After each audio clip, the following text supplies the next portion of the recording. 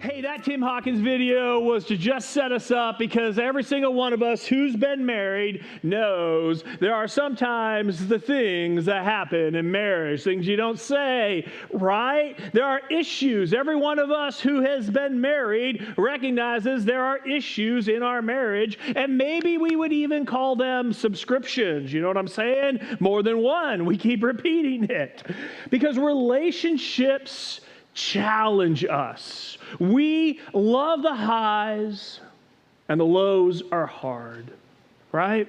We love the love. We love when we're in partnership. It's an amazing love story. And then there's always times in any relationship where it can be messy, conflicted, hard. And so here's the thing. God has a lot to say about how we relate. Not just marriage, but how we relate and what He is doing in our lives. And so that's why today we want to unpack how to make the most of our marriage.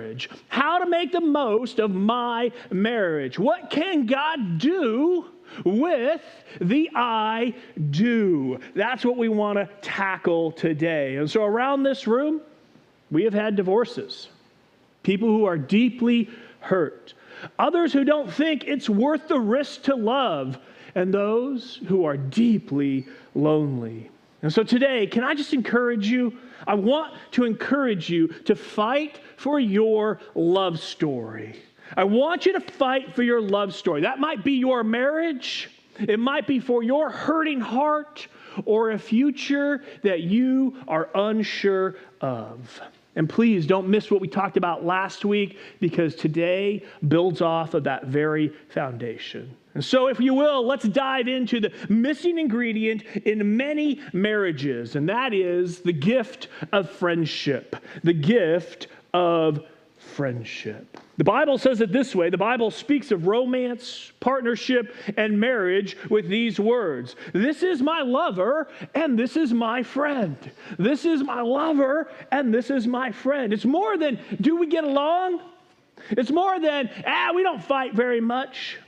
But the deeper life together, a true level of intimacy. Call it friends with benefits. Not dental, but maybe you can play doctor, right? Because there's lots of love, laughter, great memories, and able to go the distance joyously and purposefully together. And so that's who I want to introduce you to, my friend, my lover, and my incredible partner, because she means the world to me. She has put up with so much from me, my amazing and gorgeous wife, Morgan. Would you welcome her up?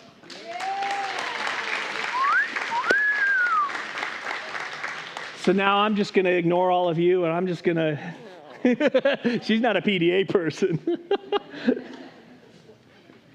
Did you want to say a few things first, love?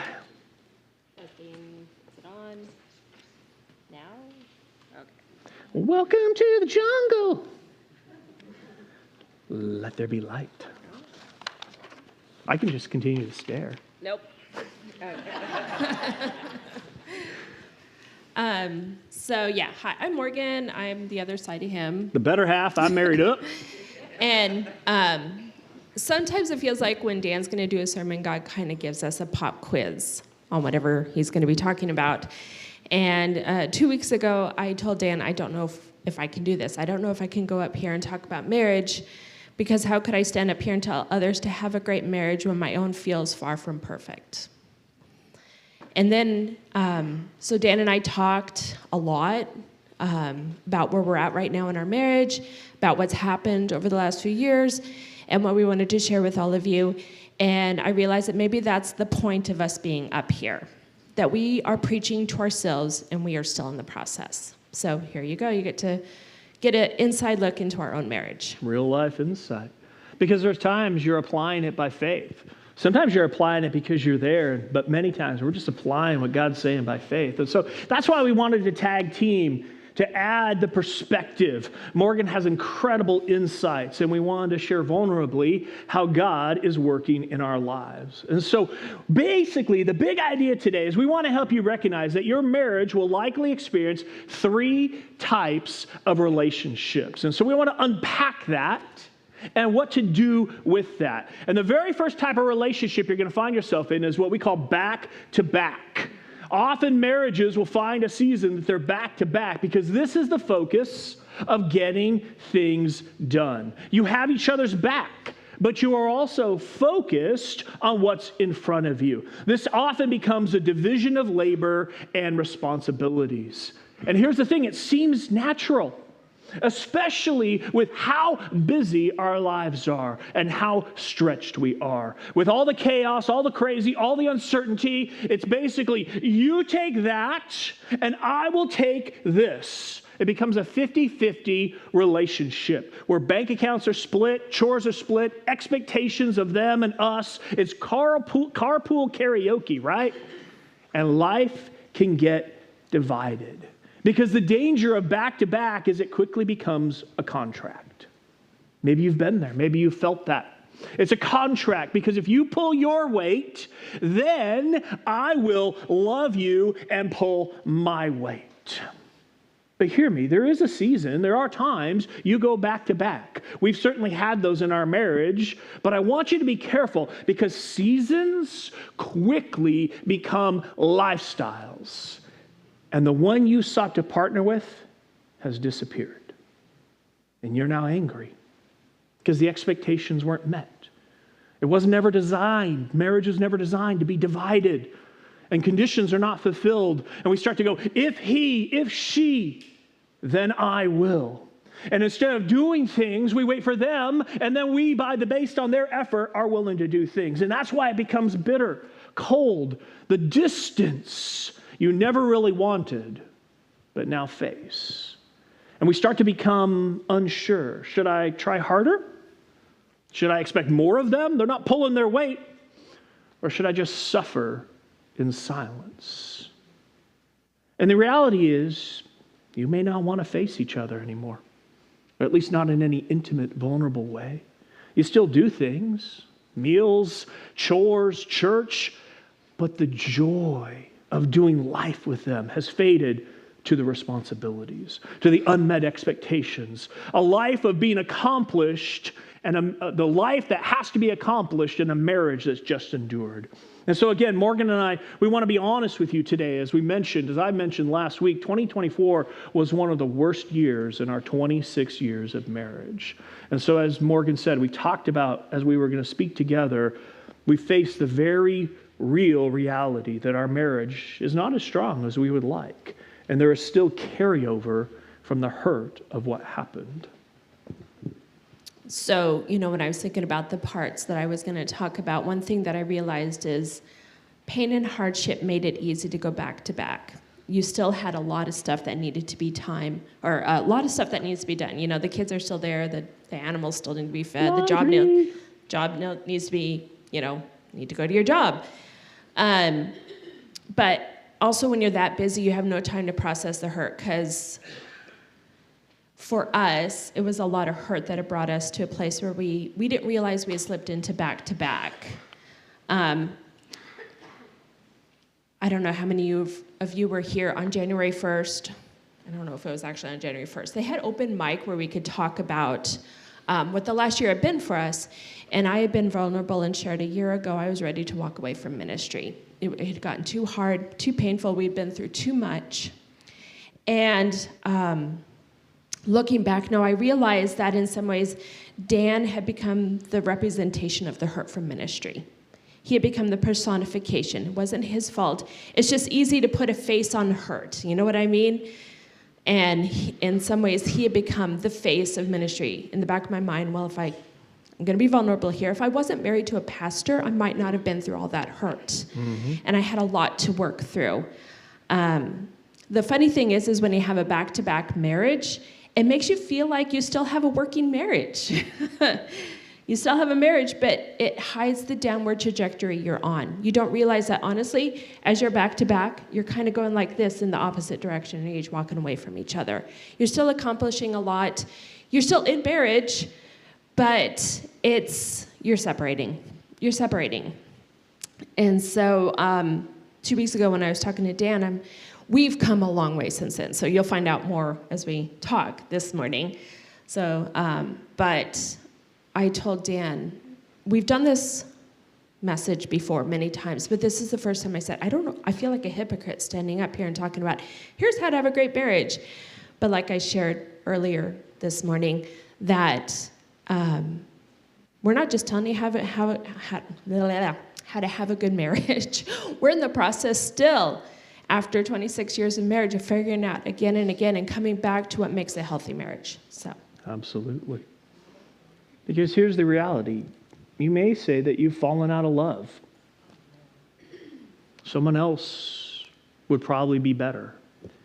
But the reality is you've fallen into habits that keep you from the best. That's what we've been talking about. That lifestyle, those habits. Remember we said this a few weeks ago, beliefs, thoughts become beliefs, beliefs become behaviors, behaviors become habits, and habits become a lifestyle. And so that's why what you need to do, what we encourage you to do, and we're still learning how to do, is to take out the trash. To take out the trash. Every relationship has trash. Every family has trash. It's just what happens when two people are in the same place. And if we don't take out the trash, what happens? It gets stinky, stanky, and nasty. Those frustrations build. The friction happens more than necessary. Sometimes it's a slow grind, and other times there are sparks, heat, and intensity. And what we have experienced is it's easier to go back to the hurt. The memory is quick. When you have hurt each other and not worked through it, it's easier to go back to the hurt, to think poorly of the other person, to think through how they're not doing what they're supposed to be doing, so why would I do what I'm supposed to do? And it's so hard to heal and have that needed relational reset. These issues, they tend to attack and leave us fighting each other instead of fighting for each other and being together. Because here's the deal, at some point, crazy catches up to you. Maybe that's where you're at right now. This is your circus, and these are your monkeys. And it is so easy to react, demand, the cold shoulder, dream of someone other, and we withdraw. So in my notes I wrote here is, you're going, okay, so how do you turn away from a back-to-back? How do you turn it around? And so let me just share a story to set this up. So I love my children very, very much. And I remember when my my oldest son was born, and I never felt so much love. It's like that mama bear finally emerged inside of my heart. I will do anything for him. I loved him, until I remember that when he was 18 months old, and he was just being a real stinker that day, such a stinker. And I remember looking at him going, I know I love you, but right now I don't feel it. And so I share that because to turn a back-to-back marriage around, what I had to do was first look to God. I had to look to God because I love God so much. And then I had to look at God and let Him turn me around and see my partner again. Because I was seeing my partner the same way, I was seeing Dan the same way I saw my son. I know I love you, but right now I don't feel it. And that's the beautiful thing about God is, let's just be honest, we can't do it on our own. We can't turn around. We can't deal with the hurt. No matter how strong God has created us, and some of us are pretty amazing, strong people, because that's who God made us, but even then we fall short. What I had to do was look to Jesus, who I love, and go, I can't do this. And He says, don't worry, I've got more love to handle this. You just look to me, and I will help you love your husband again. And he did. He helped me turn around and see Dan. And it wasn't like Dan needed to be forgiven of anything he had done. It was just there was so much hurt from ministry and church and years and lots of disappointment that God had to work through and just basically do a heart surgery and remind me of what it meant to love again. And that leads us to the next relationship. We talked about 3 different relationships you'll find yourself in marriage. The second one is what we call shoulder to shoulder. It's standing together, facing what's in front of you. This is where back-to-back started. This was the intention, to face the difficulties and pace of life together. But that togetherness, that partnership, was then replaced by the weight that we try to take on our own. Ecclesiastes 4 says it this way: it's better to have a partner than go it alone. Share the work, share the wealth, and if one of you falls down, the other helps. But if there's no one to help, that's tough. Two in a bed warm each other. Alone you shall shiver at night. By yourself you're unprotected. With, what's the text say? Friend, you can face the worst. So what would it take to be holding hands instead of holding knives? Blessings, not just blisters.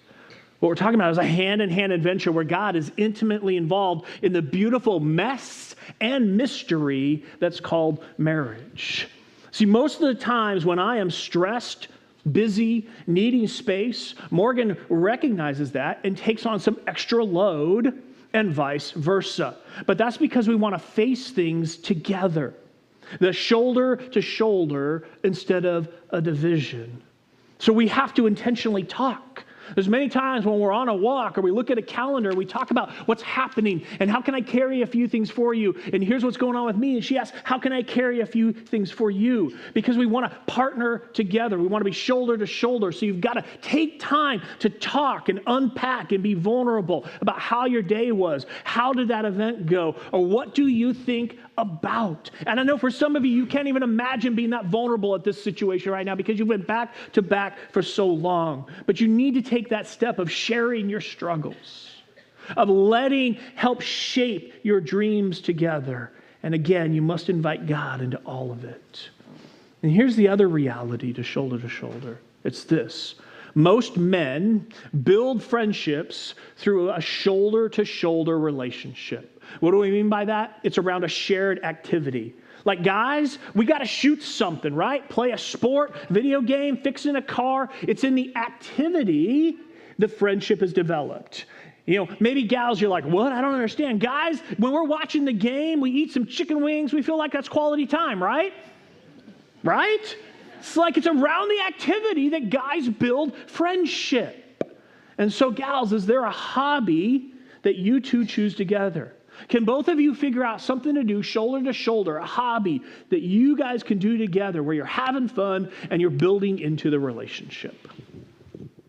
So like Dan said, and it's not just marriage, honestly, every relationship that you have in your life needs shoulder to shoulder time. It's how we grow closer to each other, and it gets us to a place where we feel safe enough to be vulnerable and face each other. That builds that safe area. Shoulder to shoulder fosters friendship and shared experiences, and a lot of times it's almost like draws you together. It's like, you know. Sorry, I'm distracting you. So, I'm just so glad she's here. I can't remember what I was talking about. It's because of all this. Whatever. Anyway, so with marriage, find something you can do together. And that's not housework or chores, because that we don't divvy up, you know. What is something that you find fun together? Because I've noticed this. Couples who don't do things together eventually go back to back and then start stepping away from each other. What can you find that you both enjoy together? Fishing together? I don't know. Hunting together, reading together, going on car trips together, where you're doing something together in the car, like listening to an audio book or something. But finding something, especially women, if you're like, my husband never talks to me. Well, maybe he's not at a place yet where he's ready to open up about other things. Do the shoulder-to-shoulder stuff. And you might have to be in it for the long game. I have a child that I will not name who is very, very quiet. And I have spent months doing shoulder-to-shoulder stuff with him because he is very quiet. You know what? In the last few weeks, he has started opening up and talking about stuff. That was worth it. Now, don't treat someone like a project because they can sniff that a mile away. I genuinely wanted to spend time with my child, and I genuinely want to spend time with Dan. And you notice that it's hard to spend quality time with someone who you don't like. So either you won't be able to do it, or you'll start liking them more. And that's a good thing. That's what you're going for, right? And men, if we want to build that friendship with her, we have to go to the third relationship, which we call face-to-face. And this is my favorite part. Yeah. I'm not going to kiss you. I know you would be driving nuts. Yeah, no. Face-to-face is the last relationship. It's intimate. It's personal. It's responsive. Because women tend to build friendships around shared experiences. Guys are around shared activities. Women are around shared experiences, generally speaking. It's what is happening together that creates a bond. The emotions and the conversations. Face-to-face needs time alone together. Not just the same room, but the same space. Sharing the emotions of life, caring for and carrying the intensity together. Face-to-face creates oneness, looking into each other's eyes, holding hands, rekindling a desire to do life together. We even see this in God himself in John 15. My command is this: love each other as I have loved you. Greater love has no one than this, to lay down one's life for one's friends. You are my friends if you do what I command. I no longer call you servants, because a servant does not know his master's business. Instead, I have called you friends, for everything that I learned from my Father, I have made known to you. So, shoulder to shoulder eventually leads to face. As you've been going like this together, finding shared experiences, building your friendship, eventually you turn and face each other. And that's where you really start sharing the heart to heart with your partner.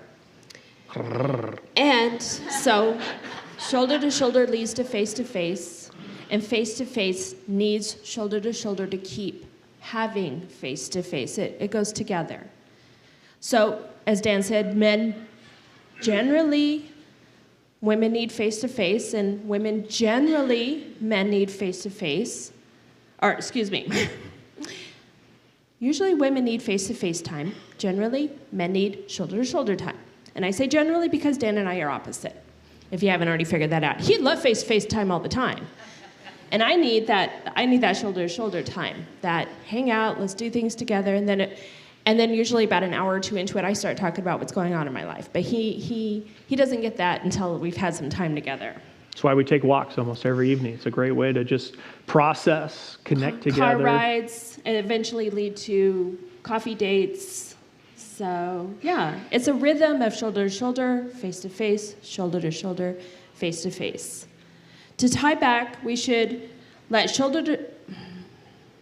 Hang on, I'm trying to figure out what my notes say here. Don't let shoulder to shoulder slip away. Yeah, so it's easy to get really busy and like, I don't have time to spend with my spouse, or I don't feel like doing anything with them, or I don't know what to do with them. We have nothing in common. When that slips away, obviously the face-to-face slips away too. So the thing is, sometimes this doesn't come naturally. Maybe you're so far into your marriage that you can't even imagine wanting to do something with them, let alone face them. So you've got to figure out where you are in your back-to-back, turn back to God, let him turn you around. And then you need to plan, because sometimes this won't come naturally. I'm going to plan every Friday to go fishing with my spouse, if that's what they enjoy. Or, just find something that you do in common to start building that friendship again, building that companionship, so that you can then start to do face-to-face again. Wrapping up 5 ways to take this further, to develop a friendship and lovers. Number 1 is share life, not just tasks. Open up about what's happening in life, the missed expectations, the hopes, and the dreams. This is literally, whenever I do marriage counseling, I really just look for one quality. Do they dream about the future together, or is the future apart now?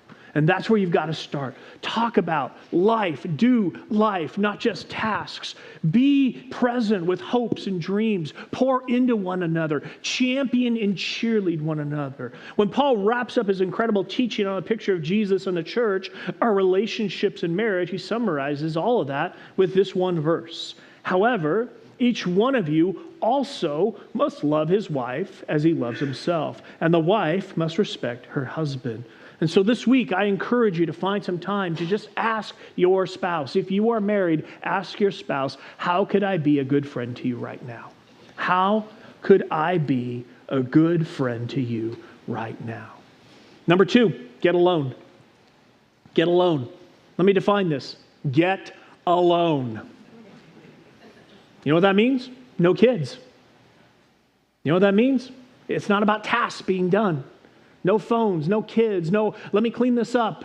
There's so many ways we are distracted nowadays. You want to build that intimate friendship? You got to be alone. Be in each other's space, lives, hopes, dreams. You got to be together alone. And I get it. It might be uncomfortable. There's been times over the last year and a half it's been uncomfortable, especially if you have been building a relationship on other things. And in my notes, I just said, don't forget to dream together. That's when I knew that things had kind of changed between us, is we didn't talk about our dreams anymore. And honestly, I was in a very dark place. I didn't dream of the future anymore. The future was to persevere and endure. And that was something I had to work with God, finding hope again, finding that, and then opening up to Dan and seeing a future. That makes it sound like we had a really, really bad marriage. It's not like that. It's more like you just had to. So, for example, we were driving home 2 days ago. I think we went to Costco in Austin, and we were dreaming again. I realized we had finally gotten back into the rhythm of dreaming again. It sounds stupid. We were just talking about what it would be like when we're retired and what we would do, and we got excited about it, And it hadn't been like that in a year or two just because of all the hurt that we were processing and going through. And really, Morgan said it, but number 3 is seek God and seek God together. Because your marriage is designed to have overflow from your relationship with God. You're going to pour something and put something into your marriage, and if God is not the center of that, it will go back to back. It will suffer. Encourage each other to seek God. Galatians says it this way, but the fruit of the Spirit, and just think about your marriage right now. Is there love or frustration? Is there joy or discouragement? Is there peace or anxiety? Kindness or harshness? Goodness or frustration? Faithfulness or dreaming of the future apart? Gentleness or wrath? Self-control, where you're willing to take the steps closer to them and to seek God? Because this is what the Spirit will do when we're filled by Him and overflowing into our relationships. We will see love, joy, peace, patience, kindness, goodness, gentleness, faithfulness, and self-control. And so one of the areas that we're growing in is how to process what we think the other person said. We kind of got into a bad pattern of assuming the worst instead of assuming the best. We started hearing, hey, and we heard, hey, what are you doing? Right? Any marriage has been there where you're like, it's just a statement. But you start lensing it through your hurt and through your perspective of where you're at. And so you start to, what did the other person say?